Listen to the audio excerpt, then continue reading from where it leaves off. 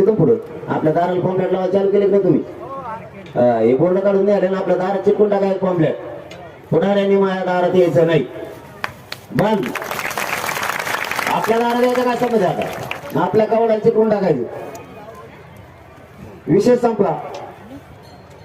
आता गावात तू बोर्ड लावले, ते काढले, आता आपल्या घराला मोटरसायकलला बी लावा, फोर व्हीलरला पण लावा. पुढाऱ्यांनी आमच्या दारात यायचं नाही. जर एखाद्या पुढाऱ्याची गाडी बंद पडली आणि ते जर म्हणला मला मोटरसायकल ह्या थोडं न्याचा, अर्ध्यात द्यायचं माझं उतर माझ्या गाडीत खाली, मध्येच नेऊन सोडून द्यायचं.